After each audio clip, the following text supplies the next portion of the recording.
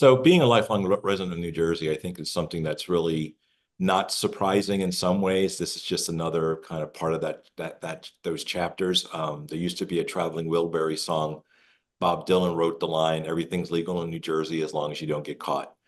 And I just think that's, something that many people in New Jersey have just grown up, just kind of having that as part of, they always at the ready to kind of just, let's think about when something happens, they just kind of shake their head and go, that's what you expect. It's Jersey. There was a study last year at Harvard that kind of mentioned the idea of how different states compare to each other as far as both legal and criminal cases of corruption. And they found that out of all the states, New Jersey was in the top 4 states for both of those. It was like 7 years ago when he got by in a mistrial. There's similar kinds of accusations against Menendez. And I think at least for a while that's still inbred. I mean, I can't speak for other states or even other parts of the state. I know where I grew up in South Jersey that it was just outside of Camden. There was a lot of that local, kind of discussion about how do you get things done.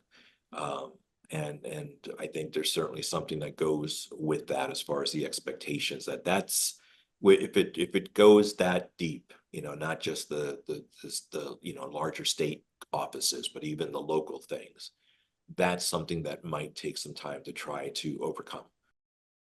When you're competing for state money to get certain kinds of contracts to up whether it's the structure of the town or city, just as far as construction or other kinds of things like that. I think it's just something that the expectation is everybody's, because there's so many people in the state, that competition to get that money is just so great that you have to look for the edge, and any edge will help you to kind of make that happen. And if you can make your people happy, that keeps you in office longer. And so I think that just is one of those things that the expectation is whatever you can do to get those kinds of projects done and completed, and to keep you as part of that being voted in, again and again.